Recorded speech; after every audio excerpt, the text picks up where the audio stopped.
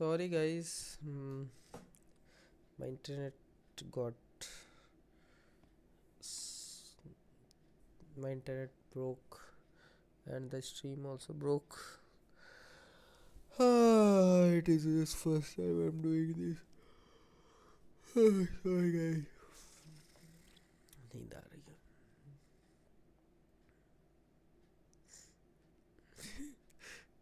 Sorry, just too curious. I'm just exhausted. My whole day was very hectic, and I just want to do this. I just love to do this, and that's why I don't care. I will do it.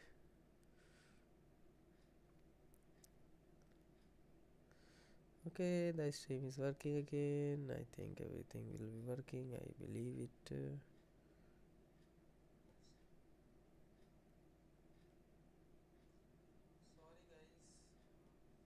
Yes. Okay, let's continue. I think some things might have been missed, but sorry for that. We'll continue where we are stopped. Let's begin. Right. So I'll bet that lingers. And then, as I said, money solves your money problem. So I don't want to be too glib about it, but I would say in general, this loop that we run through of desire, dopamine, fulfillment, unfulfillment, like you have to enjoy the journey. The journey is all there is, right? 99% of your time is spent on the journey. So what kind of a journey is it if you're not going to enjoy it? How do you shortcut that desire contract? You could focus, you could decide that I don't want most things. I think we have a lot of unnecessary desires that we just pick up everywhere. We have opinions on everything, judgments on everything. So I think just knowing that those are the source of unhappiness will make you be choosy about your desires. And frankly, if you want to be successful, you have to be choosy about your desires. You have to focus. You can't be great at everything. You can't be great at everything. You're just going to waste your energy and waste your time. Is fame a worthwhile goal? It gets you invited to better parties. Gets you into better restaurants. Fame. So fame is this funny thing where a lot of people know you, but you don't know them. And it does get you put on a pedestal. It can get you what you want at a distance. So I wouldn't say it's worthless. Obviously, people want it for a reason. It's high status, so it attracts the opposite sex, especially for men, it attracts women. That said, it is high cost. It means you have no privacy. You do have weirdos and lunatics. You do get hit up a lot for weird things. And you're on a stage, so you're forced to perform. So you're forced to be consistent with your past proclamations and actions, and you're going to have haters and all that nonsense. But the fact that we do it, the fact that we all seem to want it, means that it would be disingenuous to say, oh, no, I'm famous, but you don't want to be famous. That said, I think fame, like anything else, is best produced or pursued as a byproduct of something potentially more worthwhile. Wanting to be famous and craving to be famous and being famous for being famous, these are sort of traps. Fame for fame's sake. Yeah, exactly. So it's better that it's earned fame. So, for example, earn respect in the tribe is you do things that are good for the tribe. Who are the most famous people in human history? There are people who sort of transcended the self, the Buddhas and the Jesuses and the Muhammads of the world. Who else is famous? The artists are famous. Art lasts for a long time. The scientists are famous. They discover things. The conquerors are famous, presumably because they conquered for their tribe. There was someone that they were fighting for. So generally, the higher up you rise by doing things for greater and greater groups of people, even though it may be considered tyrannical or negative, like, Genghis Khan is famous, but to the Mongols, he was doing good. To the rest of them, not so much. The higher level you're operating at, the more people you're taking care of, the more you sort of earn respect and fame. And I think those are good reasons to be famous. So he's, if I have to just say it, he's giving two kind of being famous types. One is like nowadays Instagram. You can go and see the influencers, and most of them you can put it in type 2 category of. The type 2 category is basically being famous for being famous. Their content has no depth. they are just pushing the content for the sake of pushing the content, and they are also getting the views because people just want to consume more and more and more and more and more and more and more and more. And people, like, you can't it is not logically possible to create a value in depth content so quickly. And to tackle the demand, like, it is not a fault with the influencer side only, it is a fault from the user side also. It is a two way, like there is a demand, that's why there is a supply. People want to consume so much and so much, that's why they are creating so much without like getting into the depth. And like if you'll see the influencers, there are very less, I'll say very very less influencer that try to go in the depth, like they are a niche channel, like they will get into the depth of chemistry, like I will explain you this concept crazily, like I'm talking some version of voltassium, if it might be existing, I do not know, but I am seeing this trend. uh, like I am talking in context of India, not like us.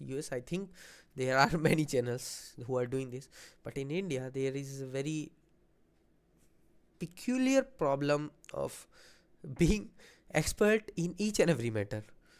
Most channel are the expert in each and every matter. That is the thing that I think we need to be have niche channels. Like one channel is that is very expert in political commentaries, political dialogues, like everything about politics. he, that is the channel that you will go for. Like if you'll ask me for US based channels for politics, I will say Johnny Harris will explain me the political dynamics of this that country.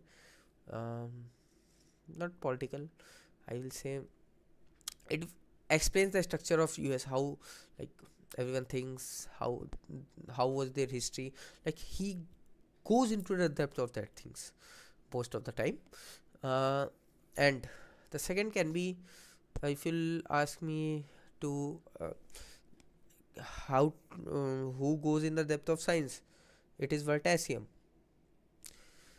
These are the like channel that will came to your mind like this when you are thinking about niches in some subdomain and domains. But in India it is very difficult to see that. The most content that you can see in India that people are watching is lifestyle vlogs.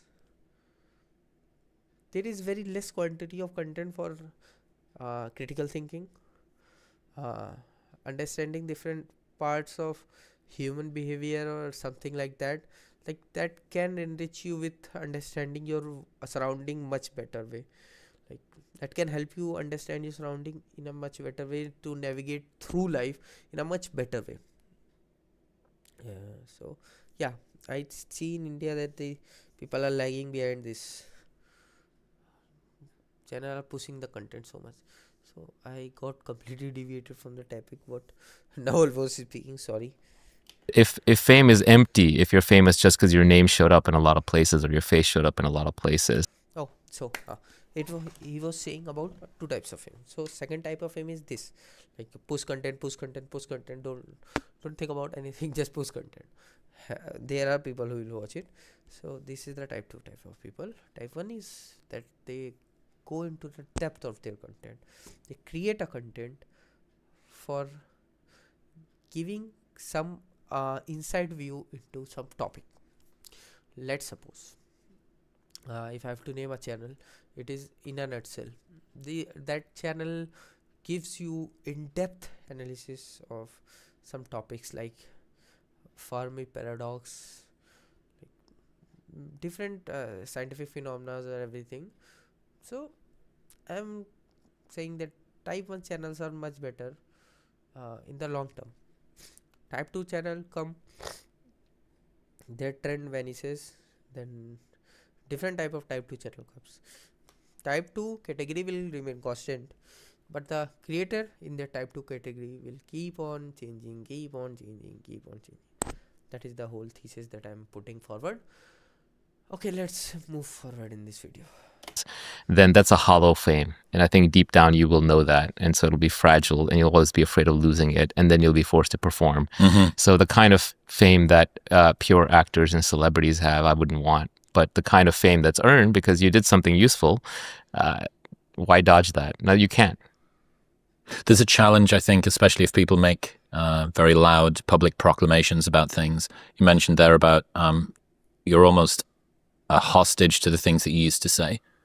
That being able to update your opinions and change your mind looks very similar to the internet. Crazy idea. To tackle this, we can just be like, say to everyone, my thoughts can change. So don't quote me on each and everything. I can change. Simple as that. If I'm saying this is apple today, I might realize after some time that it is a pineapple. So don't be like, how can he say it is a pineapple when he earlier was saying it is an apple?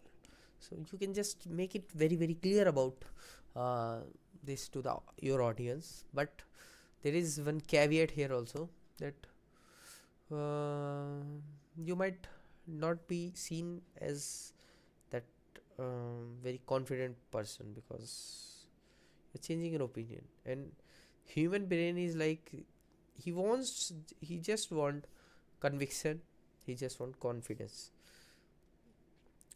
This is the major reason for people that are less intellectual, less like they know less about the domain that they are in, and they are very confident, but they are very, very, very, very confident, and they will say things like that is the absolute truth, nothing but the truth.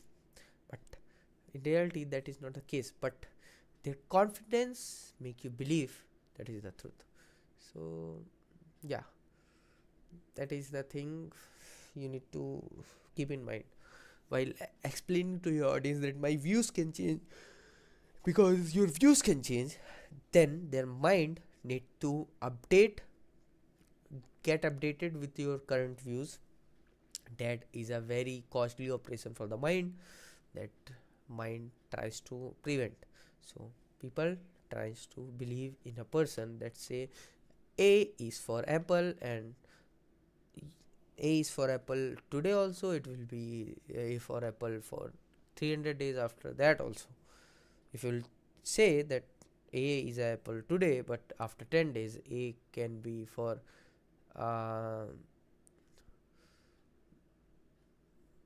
I'm not getting any word from airplane sorry. Okay, then people can be doubtful that he is not very convincing, he is not very confident about his thoughts, he is not very confident about the ideas that he is getting. But one basic direction that you can drive in this life is that always be suspicious of the confident person, and the more the doubtful person is like more correct than the confident person, because he's just continuously questioning each and every perspective, each and every things that can be changed. As hypocrisy does. No, the difference between me saying something in the past and saying something different now is perhaps I've learned, perhaps I've updated my beliefs, Right. but so few people do it in a legitimate way. I think that the grifter shill, you see, this is the smoking gun that shows that he didn't really believe that thing all along. Right. And I went to a retreat in LA a couple of years ago, and there was a guy that I used to follow, that a big business and productivity advice content creator, really, really successful, and he just totally stepped back from everything and went like monk mode and focused on his business. I asked him why, and he said, I started feeling like I had to live up to in private the things that I was saying in public. Right. Yeah, it's a what was it that who said it? Was it Mencken that foolish consistency is a hobgoblin of little minds, right? But essentially, look, all learning is error correction, right? Every knowledge creation system works through correcting errors, making guesses and correcting errors. So by definition, if you're learning, you're going to be wrong most of the time, and you'll be updating your priors. And so, for example, I did this Joe Rogan podcast. I don't know, it's like 8 or 9 years ago. So from this is the one line, if I have to say that, you can be wrong while learning. You can be wrong each and every time. There is no shame to admit that you are wrong and move forward. Most of the time, people are afraid to admit that they are wrong, and because of their fear to admit, they try to prevent from anyone knowing that they were wrong, and that create a chaos because they are trying to defend themselves, and the other person knows that he is wrong and he's trying to blame him or her, and like that create a chaos, and you are not learning also. You will not grow from there. It is like a ladder. If you are stuck here, you will be stuck here. If you will try to grow from here, like you will accept your mistake, and you will find some other mistake, and then you can grow. If you will get stuck on something, then you can't grow. And people will call out like the one thing that didn't turn out to be correct, right? And it's just like, and they just beat on it because it helps them in their mind raise their status a little bit. Aha, I caught him in an error. Well, I think if you catch someone in a blatant lie where they believe one thing and they say another, that's legit. That's a character flaw. They shouldn't be lying.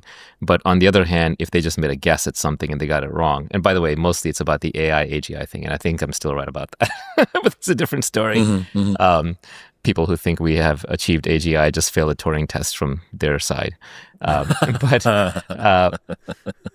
it's funny how people latch on to single proclamations. But the reality is all of us are dynamical systems. We're always changing. We're always learning. We're always growing. And hopefully we're correcting errors. What you don't want to be doing is lying in public so that because you're trying to look good. And I think people can smell that. What this world really lacks right now is authenticity. People can smell that, okay? People can smell the lie. No, I don't agree with this. The context of yeah,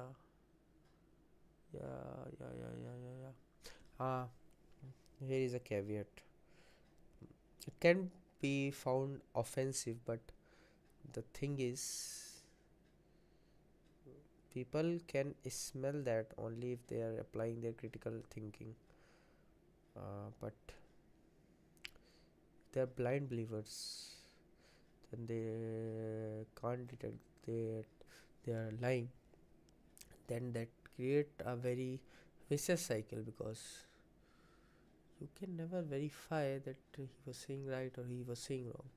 Like this pattern can be seen in politicians majorly, like they lie and people believe them blindly without questioning, like applying their critical thinking, prefrontal cortex, and like analyzing that what he's saying was said 5 years ago, 10 years ago, 15 years ago, 20 years ago, 50 years ago, and it is still not done.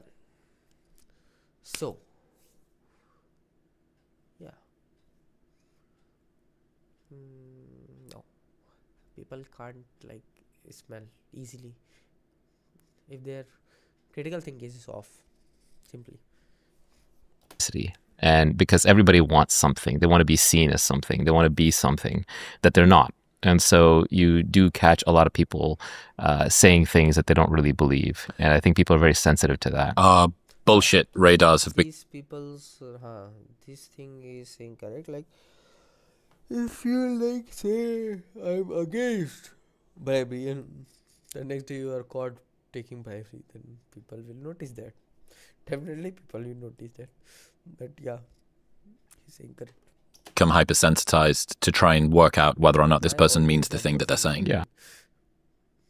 Related to dark part of this society. I can't find a good example. Sorry. I mean, a lot of people are wrong. Most of us are wrong most of the time, especially in any new endeavor. Difference between being wrong and disingenuous, though. Correct. Purposefully wrong. Correct. Exactly. Contrived. So I think it's late night today, and like I need to do some work tomorrow, and yeah, let's finish this and we'll continue it tomorrow. It's a long video. Will be fun. We have just moved through a 30-minute. Okay.